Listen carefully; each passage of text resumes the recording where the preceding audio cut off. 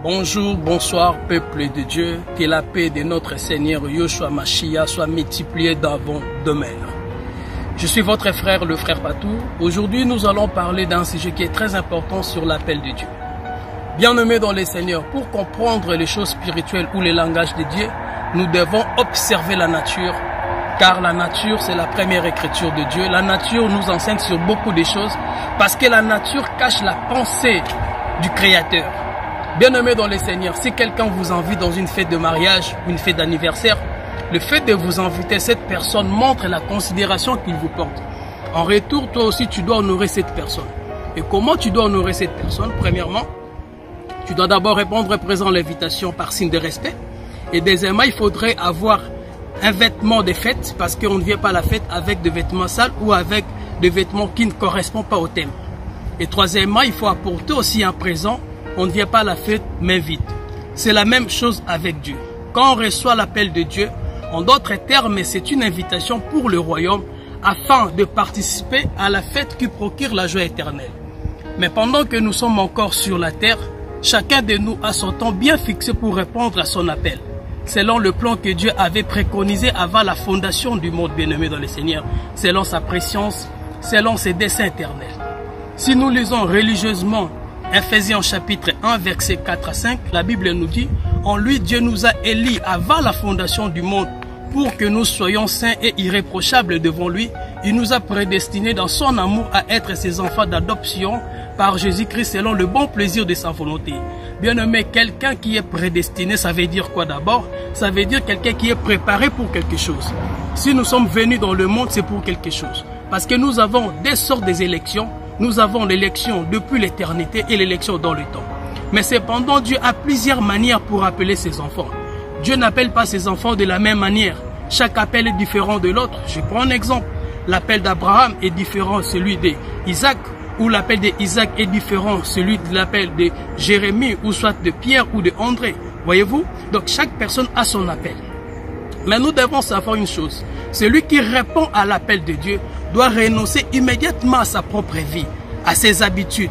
Tu ne marcheras plus selon tes désirs, tu vas marcher selon la parole de Dieu, parce que c'est le Saint-Esprit qui va te conduire, bien-aimé dans le Seigneur. Bien-aimé, l'appel de Dieu, ça nous amène à prendre des décisions qui sont très difficiles humainement parlant. Mais si nous voulons rentrer dans notre destinée, nous sommes obligés, ou nous sommes dans l'obligation d'accepter l'appel de Dieu.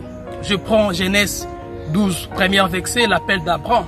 Parce que Abraham, il s'appelait d'abord Abraham, avant de devenir Abraham.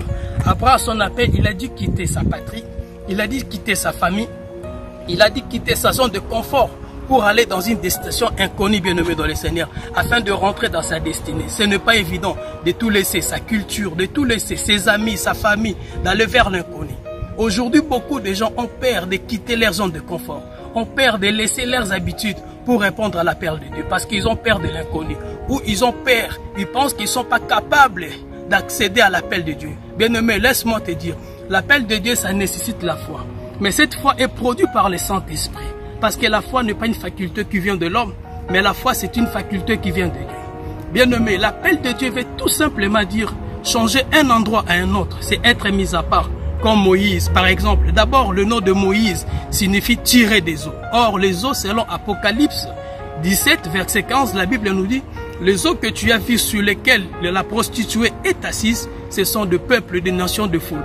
Prophétiquement parlant, Moïse, tiré des eaux, représente tout un peuple que Dieu a pris du milieu du monde pour le mettre mis à part, bien-aimé dans les Seigneurs. Maintenant, si nous voyons dans le livre d'Exode 3, premier verset, troisième verset, là nous voyons l'appel de Moïse maintenant dans le temps. Moïse faisait perdre le troupeau de son beau-père Jéthro. Dans la révélation, nous disons que Moïse est un berger. Mais ici, je suis dans la doctrine. Donc Moïse qui faisait perdre le troupeau de son beau-père Jéthro, Moïse, il était dans ses occupations. Il vivait sa vie tranquille. Il ne savait pas que ce jour-là, Dieu allait le visiter, bien-aimé dans les Seigneurs.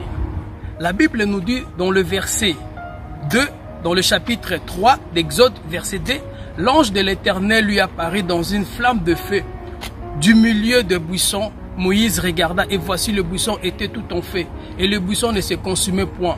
Moïse dit: je vais me détourner pour voir quelle est cette grande vision et pourquoi le buisson ne se consume point. L'Éternel vit qu'il se détourna pour voir et Dieu l'appela du milieu du jardin, du milieu du buisson. Bien-aimé, qu'est-ce que je veux dire par là? L'appel de Dieu, ça nous surprend. L'appel de Dieu, ça vient au moment où nous attendons pas. Bien-aimé, tu vis des choses, tu attends des choses. Ces choses-là que tu vis sont des circonstances, des trompettes. C'est que tu vis, la souffrance que tu vis, des épreuves que tu vis ou des épreuves que tu traverses, ou des eaux de turbulence que tu traverses, le malheur que tu vis. Dieu permet ces choses pour détourner ton attention vers lui, qui est la solution à tes problèmes. Si tu ne détournes pas ton regard vers lui, et si tu ne réponds pas à son appel, tu n'auras pas de solutions dans ta vie et tu n'entreras pas dans ta destinée. Tu vas commencer à t'ervéger, tu vas commencer à trébucher, tu vas commencer à tâtonner, tu vas sombrer même, bien-aimé, dans le Seigneur. Et comme on dit, la souffrance est une école qui ne rate pas sa formation. Il y a certaines personnes, pour accepter l'appel de Dieu, ils doivent d'abord passer par des chemins compliqués, voire même, ils sont capables de frôler la mort, comme Jonas. Dans cette génération, il y a beaucoup de Jonas qui refusent l'appel au salut, qui refusent l'appel au ministère, qui refusent de servir Dieu parce qu'ils ont peur, bien-aimés, dans le Seigneur. Nous ne devons pas avoir peur. Bien-aimés, Dieu était capable d'envoyer quelqu'un d'autre que Jonas. Si Dieu a refusé, ce n'est pas pour rien. Si Dieu a insisté sur Jonas, ce n'est pas pour rien. Parce que nous comprenons que chacun de nous a une mission que Dieu lui a confiée sur la terre qu'il doit accomplir. Quand je parle de Jonas, je suis dans la doctrine parce que dans la révélation, nous savons que Jonas est l'image de Jésus-Christ qui devait mourir 3 jours et ressusciter comme Jonas a fait 3 jours dans le ventre du poisson. Mais il y a aussi d'autres personnes qui répondent facilement à l'appel de Dieu parce qu'ils sont dans un environnement propice qui leur permet d'accéder directement dans leur destinée. Je prends un exemple comme Isaac ou comme Salomon ou comme Samuel. Je prends l'exemple par exemple de Samuel 3. Du premier verset au 10e verset, la Bible nous dit Samuel reçoit l'appel de Dieu. Mais Samuel ne connaissait pas la voix de Dieu. Nous avons beaucoup de gens comme Samuel qui entendent la voix de Dieu par des songes, par des prophéties, par des paroles de connaissance, par la prédication, mais qui ne comprennent pas d'où ils ont besoin d'un Élie. Or, aujourd'hui, Élie sont des ministres de la parole qui sont à nos côtés, des conseillers qui sont à nos côtés, que nous devons écouter leur expérience, que nous devons écouter leurs conseils, parce que nous comprenons que, comme on dit, la bouche d'un vieillard a peut-être une mauvaise haleine, mais dit de grande sagesse. Le vieillard que je vous parle, ce n'est pas une personne qui a des cheveux blancs, mais c'est une personne qui a le Saint-Esprit bien-aimé dans le Seigneur. C'est lui, c'est un vieillard que nous devons écouter. Bien-aimé dans le Seigneur, c'est très important que nous devons savoir l'appel de Dieu. Si nous lisons par exemple Ésaïe 42, verset 6, la Bible nous dit, l'Éternel, moi l'Éternel, je t'appelle pour le salut, et je te prendrai par la main, et je te garderai, et je t'établirai pour traiter l'alliance avec le peuple, pour être la lumière des nations. Bien-aimés dans le Seigneur, l'appel de Dieu, c'est pour notre intérêt. Quand Dieu nous appelle, c'est pour notre bien, bien-aimé dans le Seigneur. Le salut, c'est pour notre bien, bien-aimé dans le Seigneur.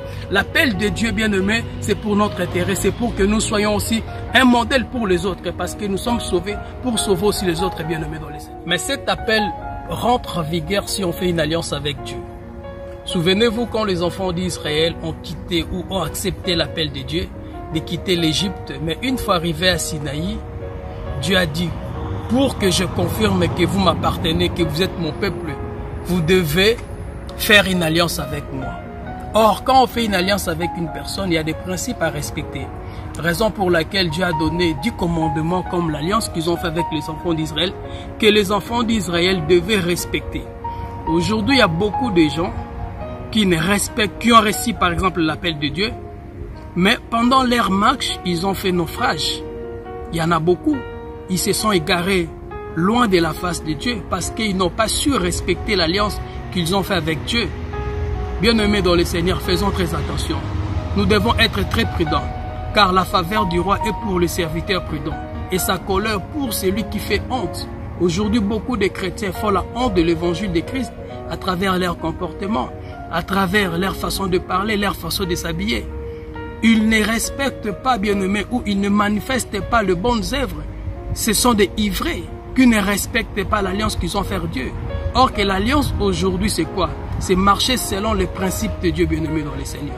Nous devons faire très attention. Mais si tu es un Élie, tu vas demeurer fidèle malgré des turbulences, malgré des ondes de turbulence, malgré des soucis. Tu vas toujours rester fidèle. Même quand tu tombes, Dieu te donnera la force de te relever afin de continuer si tu marches avec lui. Parce que la Bible déclare que celui qui persévérera jusqu'à la fin sera sauvé, bien-aimé dans le Seigneur.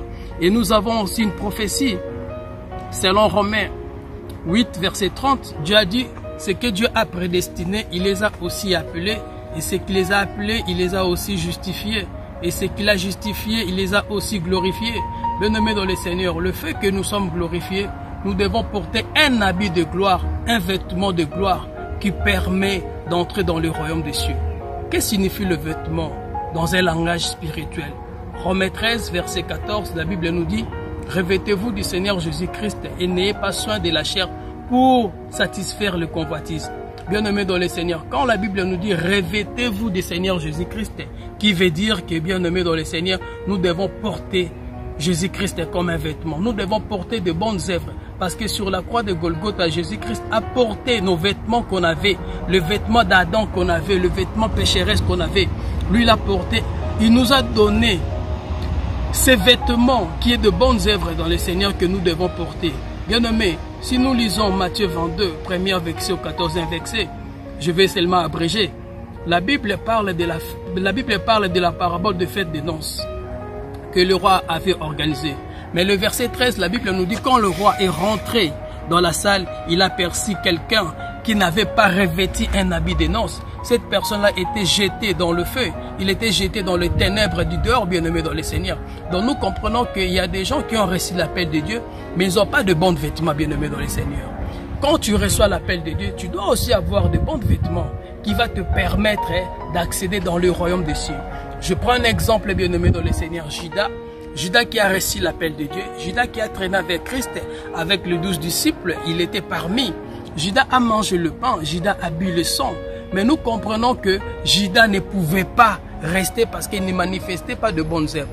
Donc nous comprenons, tu peux recevoir l'appel de Dieu, mais le plus important, c'est de mettre la parole de Dieu en pratique, bien-aimé dans le Seigneur. Il y a des hommes de Dieu aujourd'hui ou des enfants de Dieu qui ont la connaissance de la parole. Ils ont la révélation de la parole. Mais quand nous regardons leur comportement, il y a un souci. Et pourtant, nous connaissons l'arbre par ses fruits, bien-aimés. Et la Bible nous dit qu'il y a une différence entre ce qui me sert et ce qui ne me sert pas. Bien-aimés dans le Seigneur, nous devons faire très attention. Et si nous prenons par exemple Matthieu 7, verset 15, la Bible nous dit « Gardez-vous de faux prophètes, ils viennent en vous en vêtements de brebis, au-dedans ce sont de lourds ravisseurs. » Donc nous comprenons qu'il y a beaucoup des enfants de Dieu aujourd'hui qui travaillent leur aspect physique, ils travaillent leur aspect intérieur. Mais leur aspect intérieur, il y a un petit souci, vous voyez, ils donnent cette apparence-là de piété, cette apparence. Et si nous prenons par exemple Matthieu 7, verset 15, la Bible nous dit « Gardez-vous de faux prophètes, ils viennent en vous en vêtements de brebis, au-dedans ce sont de lourds ravisseurs. » Donc nous comprenons qu'il y a beaucoup des enfants de Dieu aujourd'hui qui travaillent leur aspect physique, ils travaillent leur aspect intérieur. Mais leur aspect intérieur, il y a un petit souci, vous voyez, ils donnent cette apparence-là de piété, cette apparence-là qui craint Dieu. Mais en réalité, ce sont de lourds ravisseurs, bien-aimés dans le Seigneur. Nous devons faire très attention, bien-aimés dans le Seigneur, car nous sommes un peuple céleste. Nous devons manifester le comportement du royaume sur la terre, bien-aimés. C'est très important. C'est pour cela, si nous prenons exemple, Ésaïe 4, verset 1, la Bible nous dit « Et cette femme saisiront en ces jours-là un seul homme et diront « Nous mangerons notre pain et nous nous vêtirons nos habits. Fais-nous seulement porter ton nom et enlève notre opprobre. » Nous comprenons que le pain n'est rien d'autre que la parole de Dieu, parce que Jésus a dit dans le livre de Jean 6, verset 51, « Je suis le pain qui vient du ciel, celui qui va manger ce pain aura la vie éternelle. » Donc le pain, c'est la parole de Dieu que nous devons manger. Et les habits que Christ nous porte, que Christ nous donne, que nous devons porter, ce sont de bons comportements, ce sont de bonnes œuvres, bien-aimés.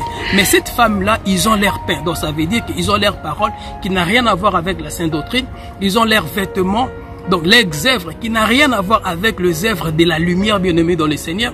Nous devons faire attention, mais ils veulent seulement porter le nom de Christ. Au jour d'aujourd'hui, il y a beaucoup de gens, ils ne manifestent pas de bonnes œuvres, mais soi-disant, ce sont des prédicateurs des enfants de Dieu. Nous comprenons seulement, ils veulent seulement porter le nom de Christ, parce que le nom de Christ est devenu le marchandise le mieux vendu au monde, bien-aimé dans le Seigneur. Ils ne travaillent pas pour le royaume, mais ils travaillent pour leur ventre, ils travaillent pour leur intérêt, bien-aimé dans le Seigneur. C'est très dangereux. Si nous lisons Romains 13, verset 12, la Bible nous dit, « La nuit est avancée, les jours approchent. Dépouillons-nous donc des œuvres du ténèbre et revêtons des armures de la lumière. Bien-aimés, nous devons nous dépouiller. Nous devons nous dépouiller du péché, bien-aimés dans le Seigneur. Nous devons porter les armes de la lumière. Or, la lumière, nous connaissons, c'est Christ. C'est lui la lumière du monde qui est venu éclairer notre vie. Or, la lumière, en d'autres termes, c'est la vérité. Christ a dit, je suis le chemin, la vérité et la vie. Donc, la vérité, c'est toute une personne de Christ que nous devons porter, bien-aimés, dans le Seigneur. C'est très important. Et le fait que nous avons parlé de l'invitation qui est l'appel de Dieu, et nous avons parlé de vêtements qui est de bonnes œuvres, il y a aussi les cadeaux, bien-aimés, que nous devons porter.